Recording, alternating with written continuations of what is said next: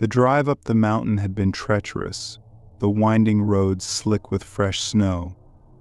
Claire Everett gripped the wheel tightly as her car's headlights pierced the darkness, illuminating the thick flakes falling relentlessly.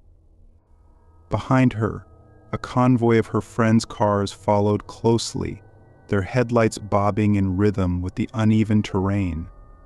By the time they reached the cabin, an isolated wooden structure framed by towering pines, Claire felt both relief and unease.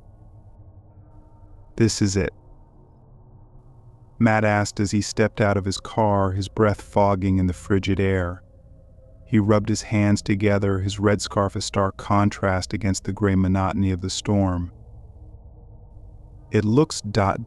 charming," Jenna offered, though her tone betrayed her doubt.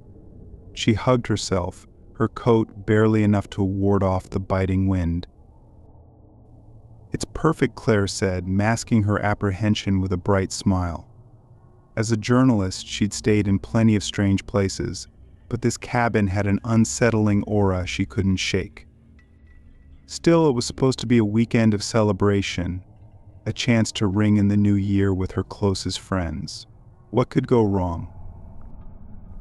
Inside, the cabin felt warmer, though its rustic charm was tinged with decay. The wooden beams overhead creaked ominously, and the fireplace once grand was filled with ash and cobwebs. A large grandfather clock stood against one wall, its hands frozen at an impossible time 3:33. "Creepy," Jenna muttered, poking at the clock's glass face. "Adds to the ambiance." Chris joked, setting a bag of supplies on the kitchen counter. As the group settled in, Claire's unease deepened. The cabin's shadows seemed to stretch too far, its silence too heavy. She tried to shake it off, convincing herself it was just the storm outside. After all, they were safe inside, weren't they? Claire's room was modest but comfortable, its single window frosted over from the storm outside. She dropped her suitcase on the bed and moved to unpack, pausing when she caught her reflection in the room's small mirror. Something about it felt off. Her reflection seemed too still, as if it were waiting for her to notice something. She shook her head and turned away. Later that evening, as the group gathered for drinks in the living room, Claire couldn't shake the feeling of being watched. "Anyone else feel ... weird in here?" she asked casually. "It's just the storm," Matt replied, sipping his beer. "You've been reading too many ghost stories, Claire." Maybe she conceded, but her mind lingered on the mirror in her room. When she returned to her bedroom that night, she couldn't resist another glance. This time she saw it clearly. Her reflection blinked a second too late, a fraction of a moment after she had. Her heart raced as she backed away. Was it her imagination, or was the mirror's surface warping slightly, as though something on the other side was pressing against it? "Get a grip, Claire," she whispered, but she avoided the mirror for the rest of the night. The next morning, Claire's curiosity got the better of her. While the others were busy preparing breakfast, she explored the cabin's attic. Dust motes danced in the pale light streaming through a small window as she sifted through boxes of forgotten belongings. That's when she found a leather-bound journal, its cover worn and cracked. The entries inside were written in a shaky hand, the ink faded but legible. Its real one-entry read: "The Shadow Keeper takes one each year, and no one believes the survivors. I've seen it. I've heard it." Chills ran down Claire's spine as she read further. The journal detailed disappearances, all occurring on New Year's Eve in this very cabin. Names and dates were listed, and as Claire flipped to the last page, she froze. There, in stark black ink, was her name and the date December 31st.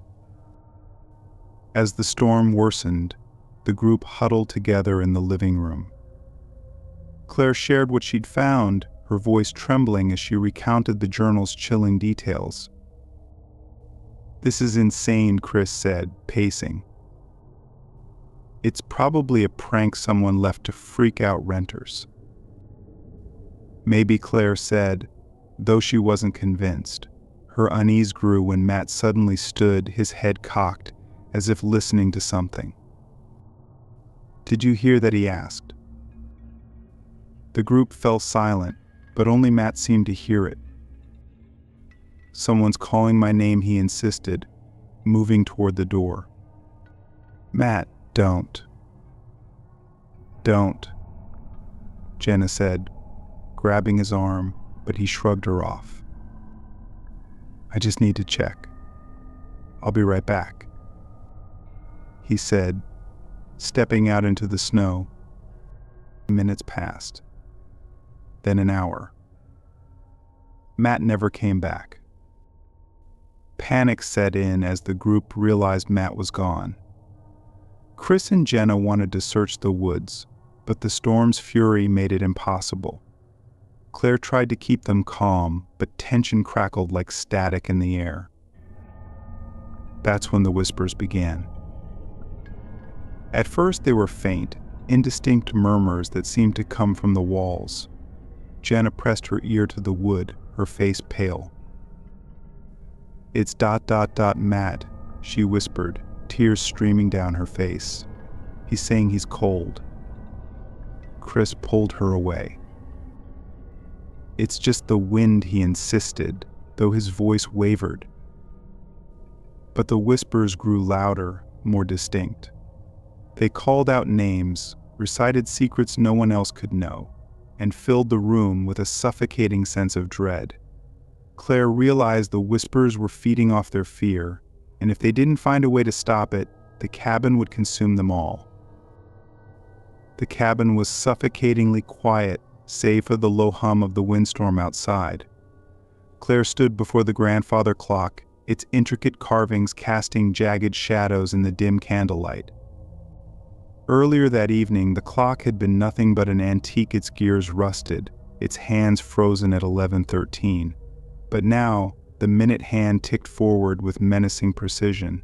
Each chime reverberated through the cabin, a chilling toll that seemed to vibrate in her bones. How is this possible? Claire whispered, her breath visible in the cold air. The fireplace flickered, casting eerie shapes across the room. Her friends huddled nearby, their faces pale with fear. Julia clung to her boyfriend, Sam, her sobs muffled by his shoulder.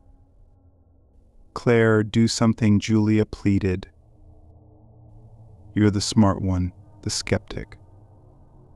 Tell me this isn't real." Claire wished she could. Instead, she knelt in front of the clock, her fingers tracing the strange symbols etched into its wooden frame. They weren't decorative, they were warnings. The journal she had found earlier hinted at a cyclical curse tied to this clock, a countdown to midnight, marking the end of something, or someone. The next chime sounded, louder than the last. Claire's heart raced as she glanced around the room. "Where's Dylan?" she asked, her voice tight. Everyone froze. Dylan, the light-hearted joker of their group, was gone. In his place lay his phone, its screen cracked and smeared with condensation, as if he'd vanished mid-breath. "No," Julia whispered, clutching Sam tighter. "This can't be happening." Claire's mind raced. The symbols, the journal, the shadow keeper, it all tied together. But how? She closed her eyes, forcing herself to focus.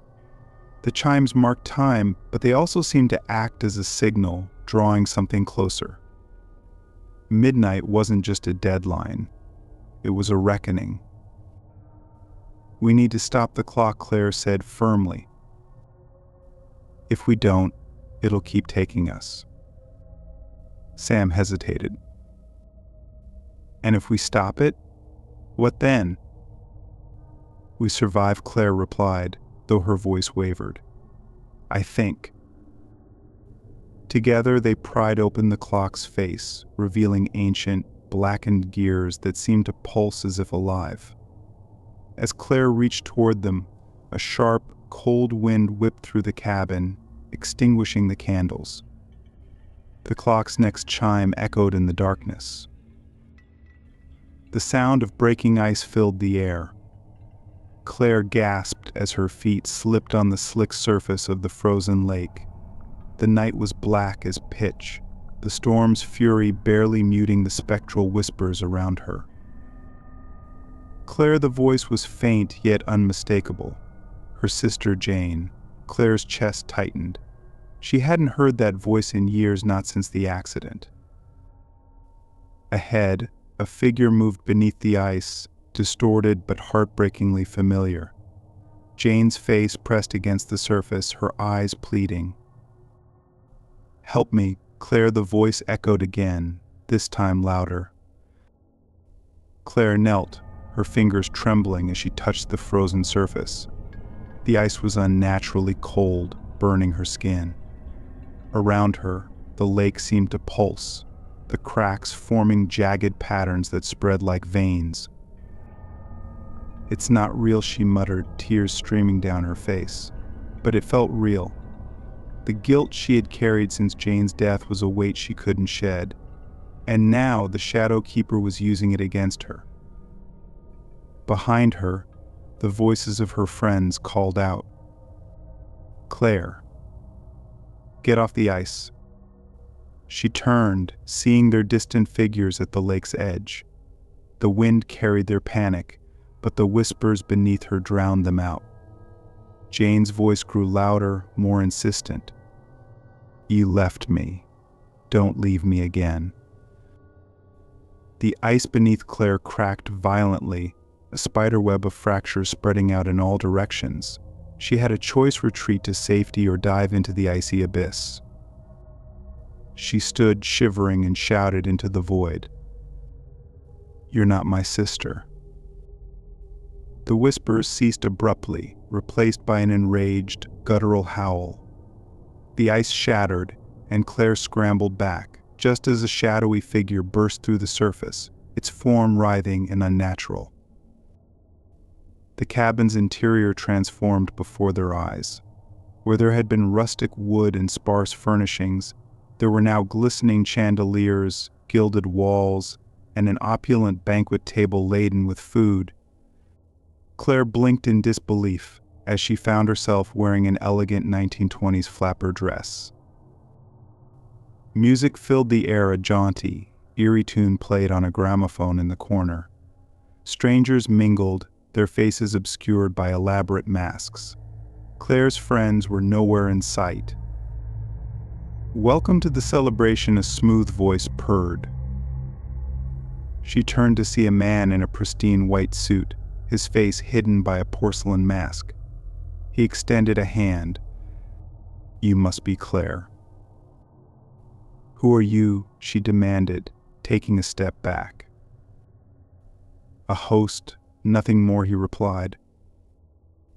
"And you, my dear, are the guest of honor." Claire's instincts screamed to run, but her feet felt glued to the floor. The man gestured toward the clock, now a centerpiece of the room. "Midnight approaches. Let's make it memorable."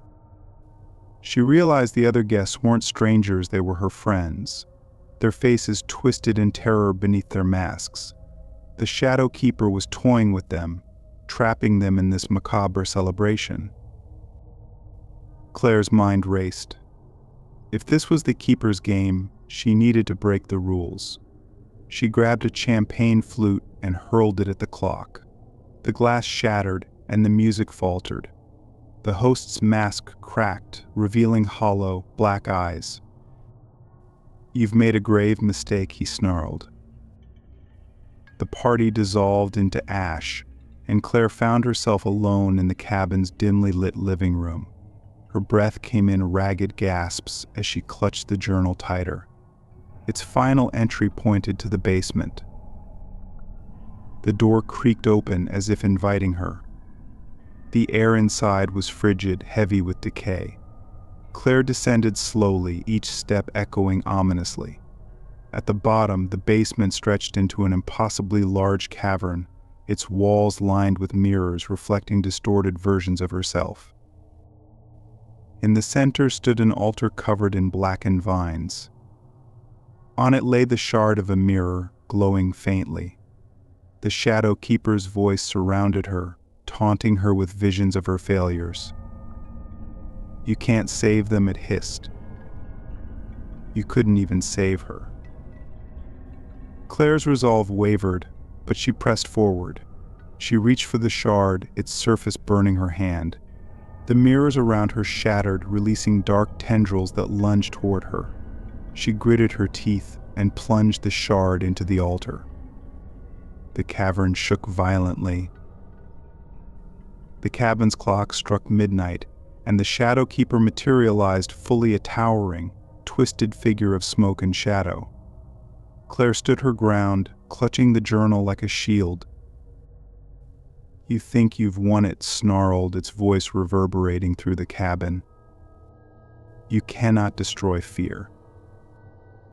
"No," Claire replied, her voice steady. "But I can face it." She opened the journal to its final page, where her own handwriting appeared. It recounted the night's events and ended with a choice: let the Shadow Keeper win, or break the cycle by embracing her guilt. Tears streamed down her face as she read the words aloud. The Shadow Keeper lunged, but Claire didn't flinch. "I'm not afraid of you anymore," she said. The entity screamed, its form unraveling into tendrils of smoke that dissolved into the ether. As dawn broke, Claire emerged from the cabin, the weight of her guilt lifted. Though she had survived, the memories of that night would haunt her forever, a reminder of the strength it took to confront the darkness within.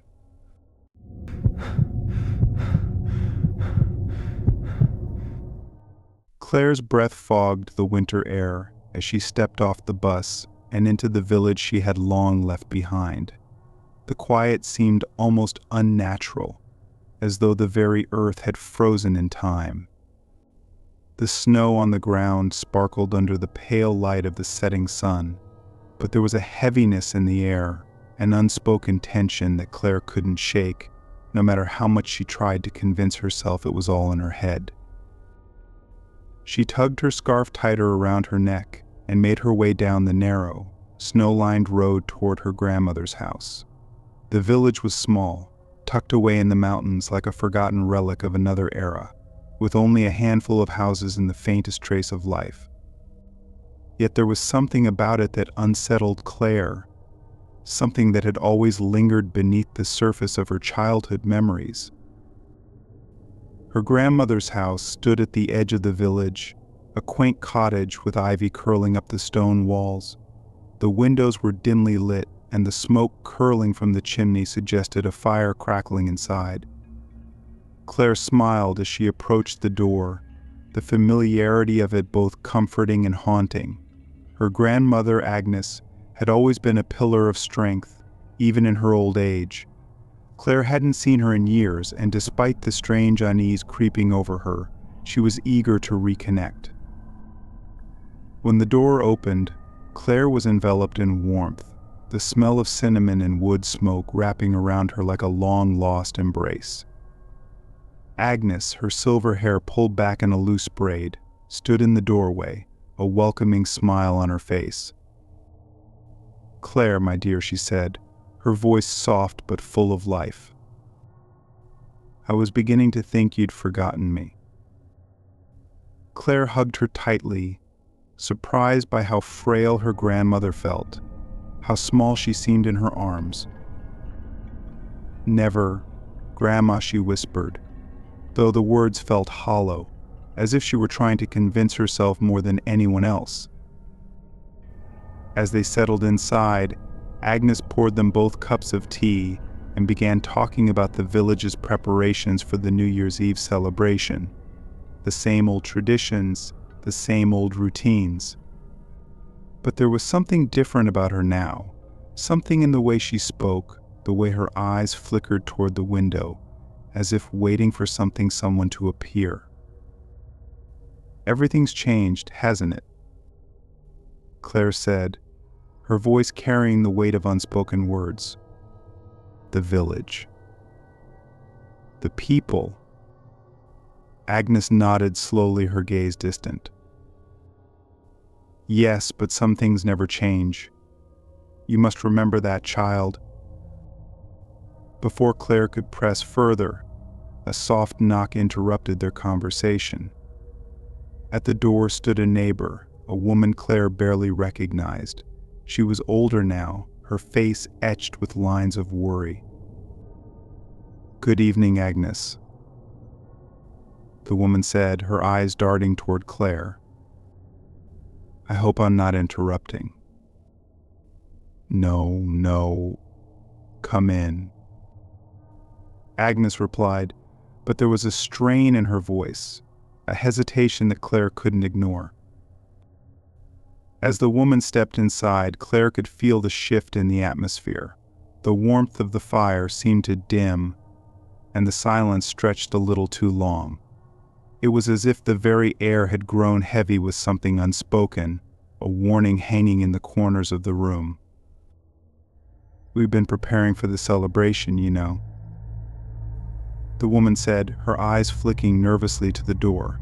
"But it's always the same fears, the same rituals." She lowered her voice to a whisper.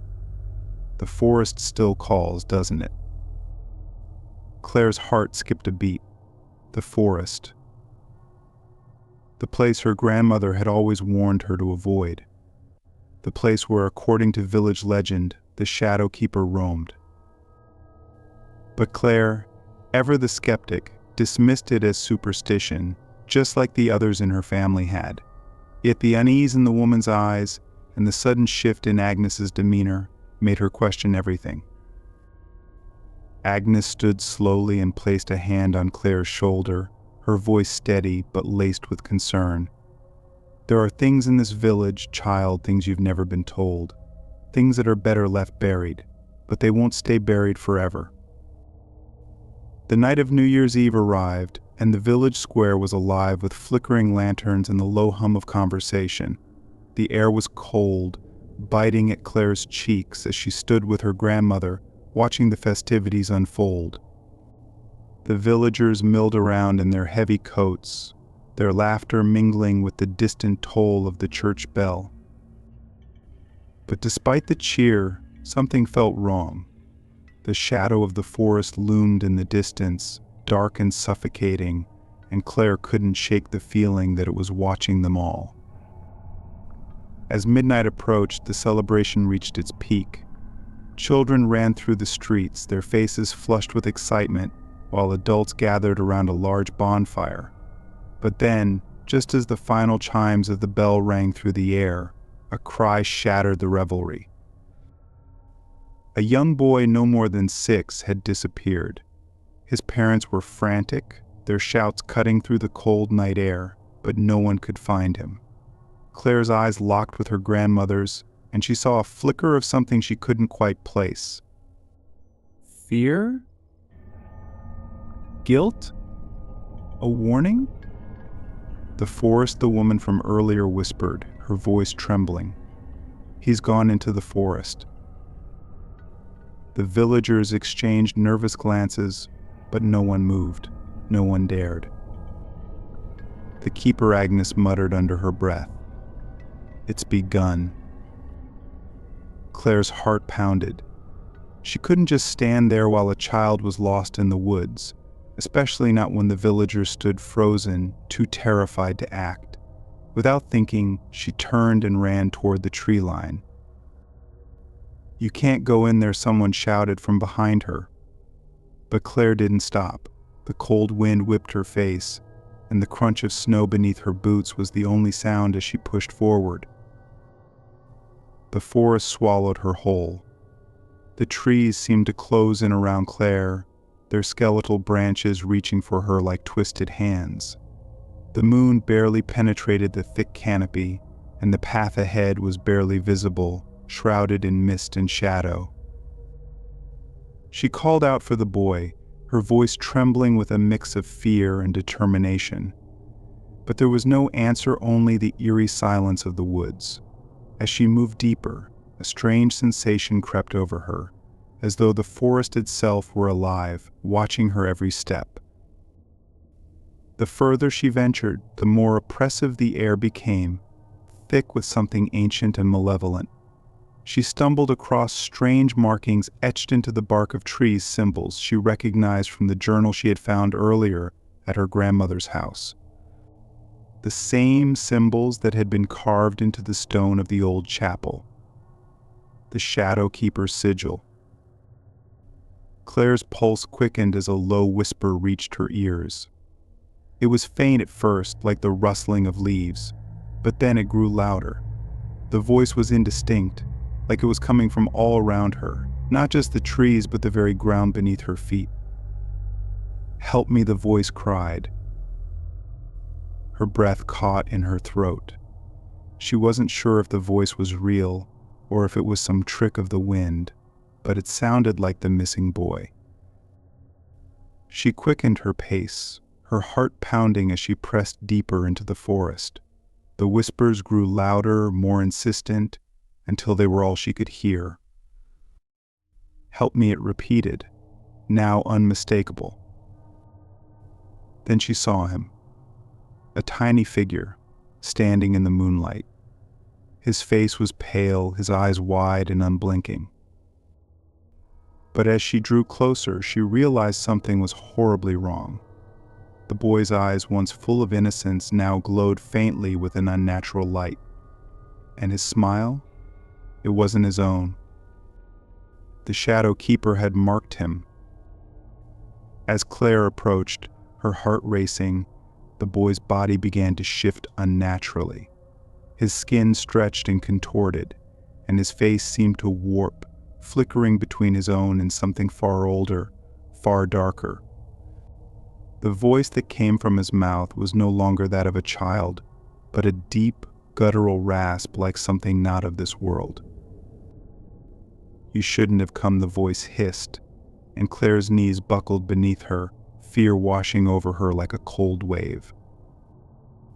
"Who are you?" Claire demanded, her voice trembling. The figure in front of her smiled wider, the boy's face stretching grotesquely as the shadows deepened around him. "I am the one who has always been here," it whispered, "the one who feeds on the forgotten." The boy knew. It reached out a hand toward Claire, his fingers curling like claws. "You are mine now." The words were barely out of his mouth when the forest seemed to close in around her, the trees bending and twisting as if alive, the air thick with the scent of decay. Claire stumbled back, her breath quickening as she tried to retreat, but the shadows were faster. A cold laugh echoed from all sides, and Claire realized with a sinking dread that the forest itself was alive with the spirit of the Shadow Keeper. The cabin was colder than the forest itself, the walls soaked with the damp chill of the earth beneath. Claire stepped inside, the door creaking under her weight. The dim glow of her lantern flickered across the dusty interior, casting long shadows that danced like specters in the corners. It was a forgotten place, abandoned by the villagers who knew all too well the dangers of the forest, but ignored by time as if it had been swallowed whole by the earth itself. Claire's eyes fell upon a worn wooden table, cluttered with old books and loose papers.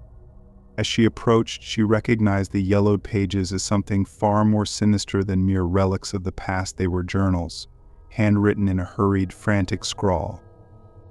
She pulled one free, the cover brittle to the touch, and opened it. At first, the words were incomprehensible, drenched in a fevered ink that seemed to drip off the page. But slowly, Claire began to decipher the writing. It spoke of the village's origins, of an ancient pact made with something far older than the village itself. A promise. A sacrifice. With trembling hands, she flipped through the journal, her heart hammering against her ribs. The entries described the Shadow Keeper, its insidious grip on the land. It was no mere legend, it was a curse one that was passed down through the generations, each bound by a forgotten bloodline. Her grandmother's name appeared on the last page. The words were clear now. Your blood will settle the debt, they read. Her lineage will return what was stolen. Claire's pulse quickened, a nauseating realization settling in. The deal had been made long ago by her great-grandmother, who had offered herself to the Shadow Keeper in exchange for the safety of the village. Claire had always known something was off about her family. The dark secrets, the way her grandmother whispered in hushed tones about the past, but she had never imagined this. Her grandmother, the one who raised her, had been part of this twisted ritual. Claire had always suspected there was something unnatural about the old woman, but this was worse than she could have ever imagined. The wind howled outside, but Claire barely heard it. Her mind raced. Was it possible? Could her family have sealed her fate before she was even born? Were the blood ties of her family destined to serve the Keeper's dark will? A soft rustling behind her pulled Claire from her thoughts.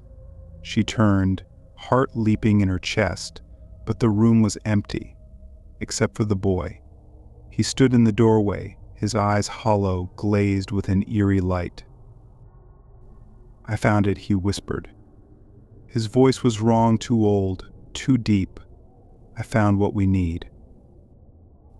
The boy's presence was suffocating, as if the air itself had thickened around him. Claire's breath caught in her throat as she stepped back. His eyes, those cold, unblinking eyes, seemed to absorb the light, leaving nothing but darkness in their wake. You shouldn't be here, Claire said, her voice barely more than a tremor. Where is your mother? Where are the others? The boy didn't respond. Instead, he reached behind him, pulling something from beneath his coat. A mask. The same mask that Claire had seen in her grandmother's attic, its design carved with the sigils of the Keeper. The boy held it out to her, a twisted smile curling on his lips.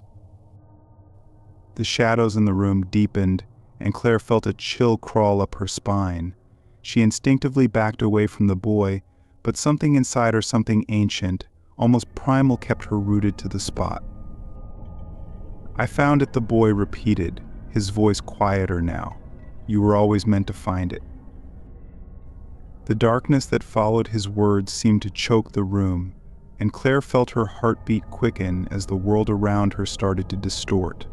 The walls of the cabin melted away, and she stood on the edge of a precipice, the winds of the forest howling in her ears. And then, the unmistakable voice whispered in her mind, "Join us." Claire's eyes widened in horror. It wasn't the boy speaking anymore. The Shadow Keeper had entered her mind, its cold breath against her thoughts, its tendrils wrapping around her consciousness. You can save him, the Keeper's voice echoed in her head. The child, or yourself. Choose. Her heart thundered as the choice loomed in front of her. Save the boy who had been corrupted by the Keeper, or escape knowing the curse would live on through her. The weight of her family's bloodline bore down on her shoulders, the past and future colliding in one terrible moment.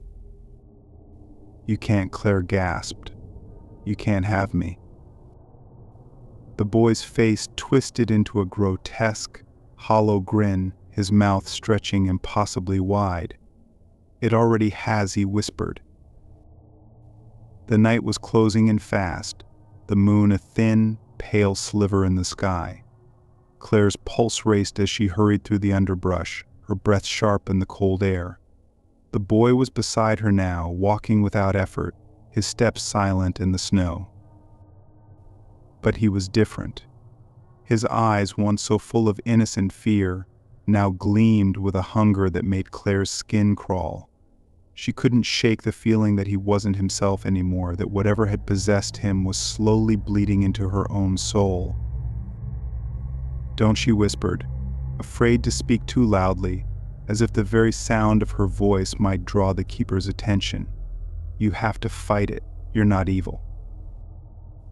The boy didn't respond. Instead, he smiled too wide, too crooked. And for a moment, just a fleeting moment, Claire saw something in him that terrified her, a shadow that seemed to move independently of his body. It was the keeper. The wind picked up, whipping around them as the ground beneath their feet seemed to shift. The trees groaned and cracked, their branches swaying like skeletal arms reaching out to grab them. The forest was alive, watching, waiting. And Claire was certain the keeper had found them. "Stay with me," she begged, her voice breaking. "We can make it through. Just hold on." But the boy's gaze drifted upward, and his eyes gleamed with an unnatural glow. "It's too late," he said in a voice that was no longer his own. "You should have stayed in the village." The forest had grown unnaturally quiet as Claire and the boy approached the clearing where the ritual was to take place. The stars above were hidden behind clouds, and the air felt thick, heavy with anticipation. Claire's mind raced as she looked around, searching for any sign of the villagers, any sign of hope. But there was nothing. The trees closed in around them like a trap, and the only sound was the distant toll of the village bell, echoing through the night. It was midnight. The shadow keeper emerged from the darkness, its form indistinct, a shifting mass of shadows that seemed to writhe with malice. Its eyes gleamed, piercing through the night like twin beacons of terror. "You've come too far," the keeper said, its voice low, a rasp that sent chills down Claire's spine. "Now you will pay the price." The boy's form began to warp, his body twisting, as if struggling against an invisible force. His eyes flickered with recognition, but the keeper's hold was absolute. Claire knew what she had to do. In a desperate move, she reached for the ritual items she had stolen from the cabin ashes, salt, and a dagger that gleamed with cold silver. She didn't know if it would work, but it was her only chance. She cut through the air, chanting the words from the journal, and the air around them seemed to crackle with energy. The keeper shrieked. The ritual wasn't working. The darkness around them thickened, suffocating Claire, choking the life out of her. She could feel the weight of her family's bloodline pulling her down into the earth, a sinking weight that dragged her closer to the keeper. With one final, desperate cry, Claire threw the dagger at the shadow keeper. It struck the creature's chest, and for a brief moment, time stood still. The keeper screamed, a deafening sound that split the night. Its form flickered and vanished, leaving only a cloud of black smoke behind. The boy collapsed, his body limp and lifeless in the snow. But it wasn't over. As Claire reached for the boy, she realized something far more horrifying. The keeper had left its mark on her. Her vision blurred, and for a moment she swore she saw shadows twisting at the edges of her vision, curling around her like a deathless fog. Claire stood alone in the clearing, the forest eerily silent. The boy was gone, his soul freed, his body restored. But she could feel the presence of the keeper, lurking just beneath her skin, waiting. It had taken her blood, her name, and in doing so it had bound her to the curse forever. The village bell tolled in the distance, marking the end of midnight, but for Claire it was only the beginning. The keeper's influence had left a mark on the land, on her, and as she walked back to the village, the whispers in the trees followed her like a promise. The curse was far from over. The shadow keeper would return. and next time it would take everything.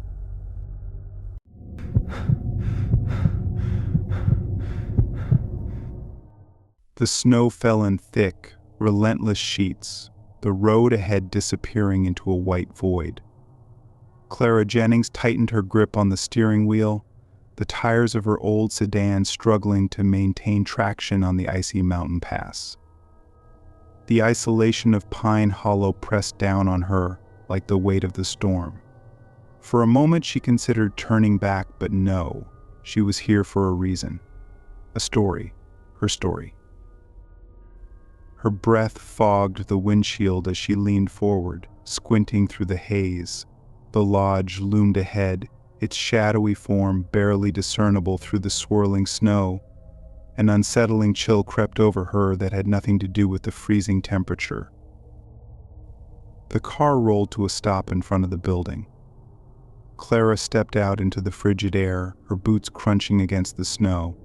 The lodge was massive, its dark wooden facade cracked and weathered by decades of harsh winters. Windows stared down at her like unblinking eyes, their panes frosted and uninviting. The air was too still, the storm's howl muffled, as if the lodge itself absorbed sound. Just a building, Clara muttered, slinging her bag over her shoulder. But her stomach churned. This wasn't just any building. This was the place where, according to legend, people vanished, and tonight it would be her base camp for uncovering the truth. The front door creaked open with a sound like a dying groan. Inside, the air was colder than she expected, heavy with the scent of mildew and abandonment. Her flashlight beam danced across cobwebbed chandeliers, overturned furniture, and walls etched with strange symbols she didn't recognize. It wasn't just abandonment, it was decay. A sudden gust slammed the door shut behind her, plunging the room into an oppressive silence. She spun around, heart hammering, but no one was there. Just the wind, she told herself. Only the wind. Clara rubbed her gloved hands together, her flashlight flickering as she moved deeper into the lodge. She began setting up her equipment on a dust-covered table, a digital recorder, notebooks, and her camera. Each piece was a talisman of normalcy in this abnormal place. She sat down, flipping open her notebook to reread her earlier interviews with Pine Hollow's residents. Their words echoed in her mind. The lodge. Best stay away from there. Nothing good ever came of that place. People who go there don't come back. But if they do, they ain't right no more.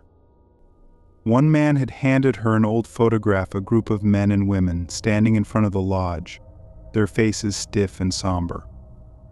On the back, written in spidery handwriting, were the words, "We keep what we take." Clara's pen hovered over the page as she considered the implications.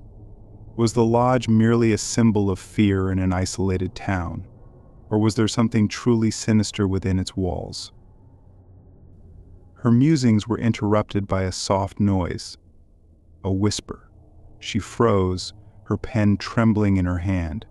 The sound was faint, almost indistinguishable from the groaning timbers of the lodge, but it wasn't random. It was deliberate. It was calling her name. Hello, Clara's voice echoed into the stillness, swallowed by the heavy air. She rose from the table, gripping her flashlight like a weapon. The whispers stopped.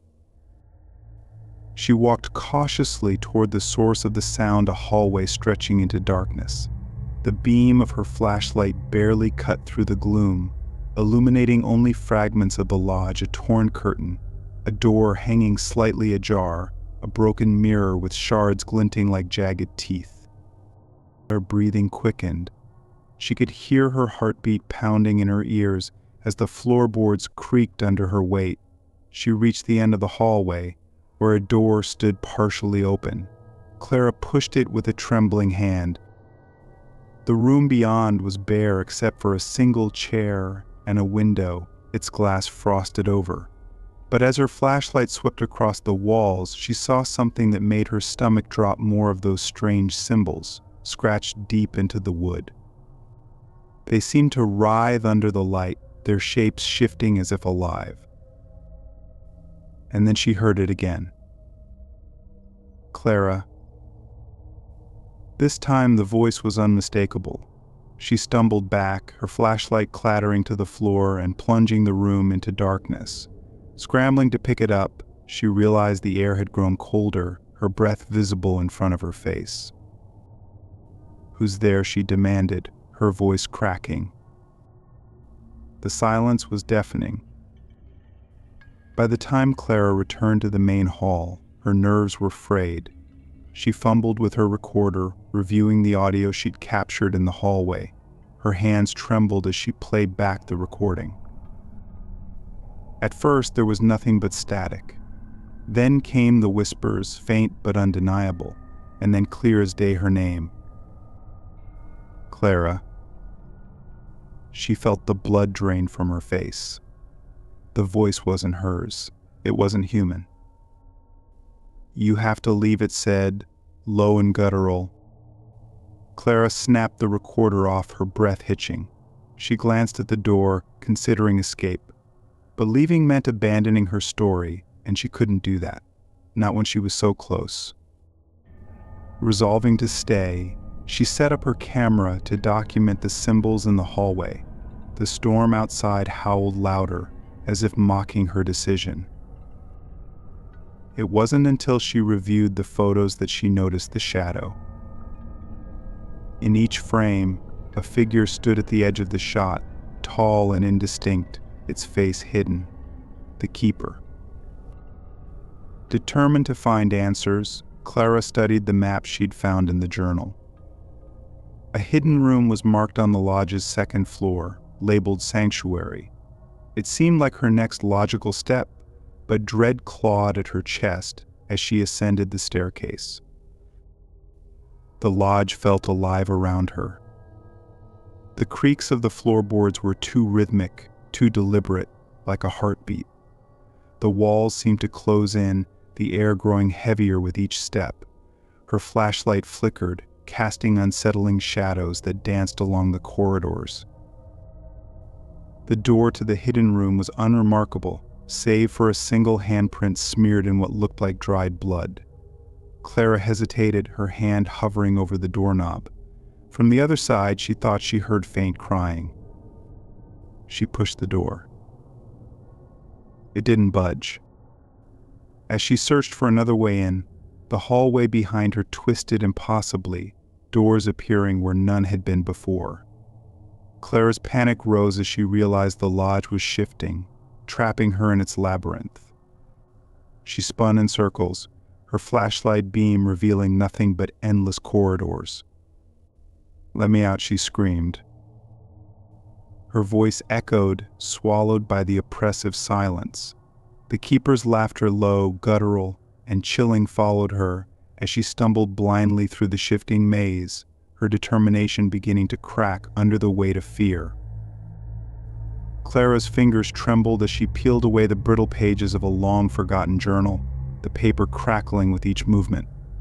Dust danced in the shafts of light piercing through the grimy windows, but there was no comfort in the golden glow. Every corner of the lodge felt alive, watching her, waiting for her to make the wrong move. She had known from the moment she set foot inside that this place held secrets more ancient and sinister than she could have ever imagined. The journal she'd found belonged to someone named Elias Gray, one of the lodge's first caretakers. His handwriting was frantic, his words blurring together in a desperate mess. Clara could feel his fear leaping off the page, the ink smudged by trembling hands. The lodge is no longer just a building. It's alive, and it hungers. It feeds on fear, on those who seek the truth. The keeper. It was never human. The keeper is the heart of the lodge.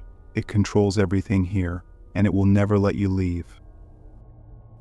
Clara's breath caught in her throat as she read the passage.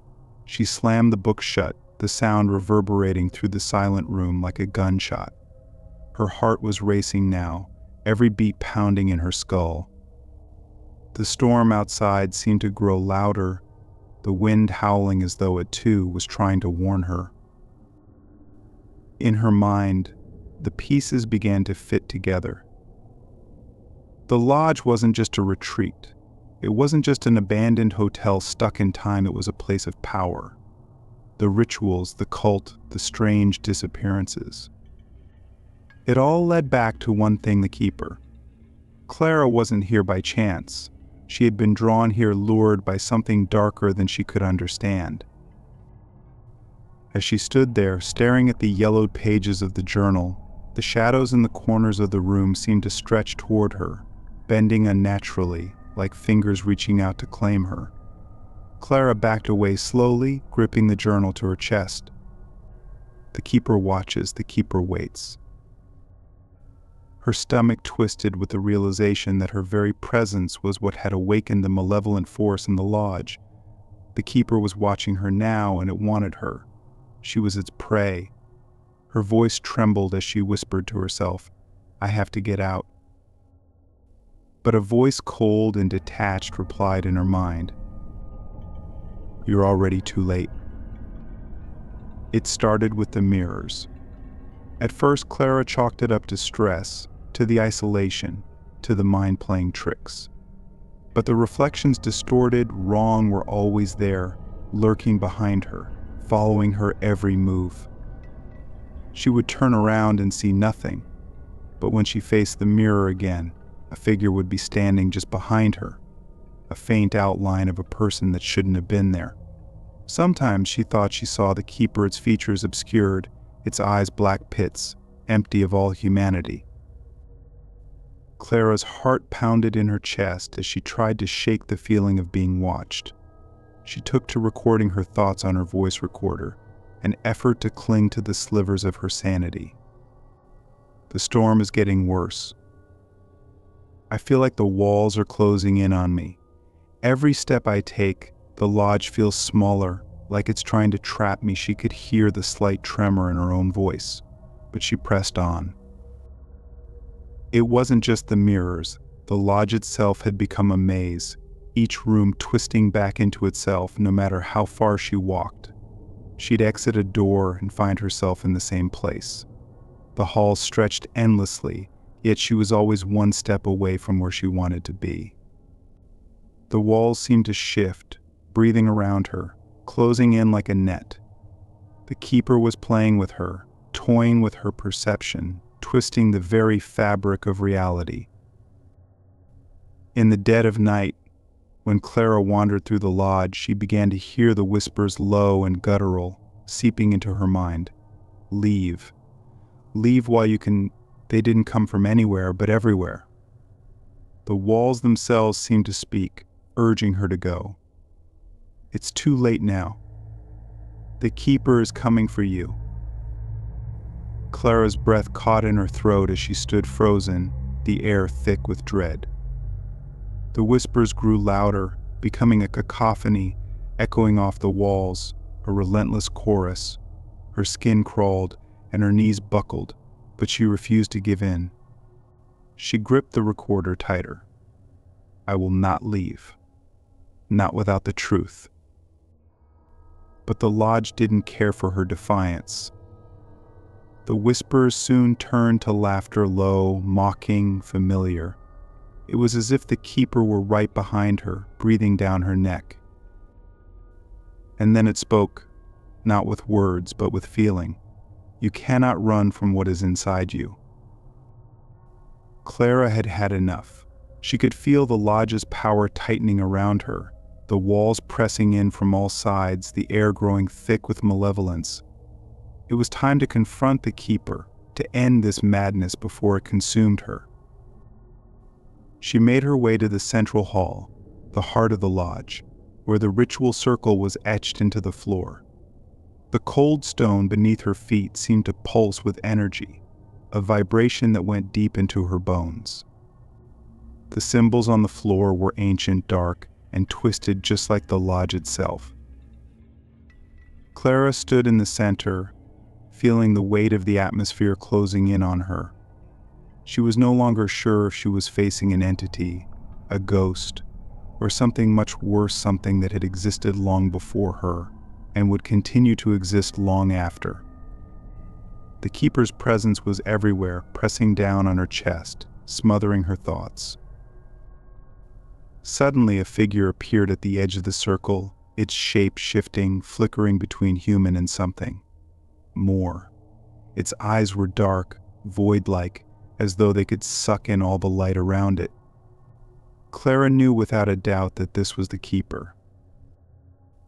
Its voice was low, gravelly, reverberating in her skull.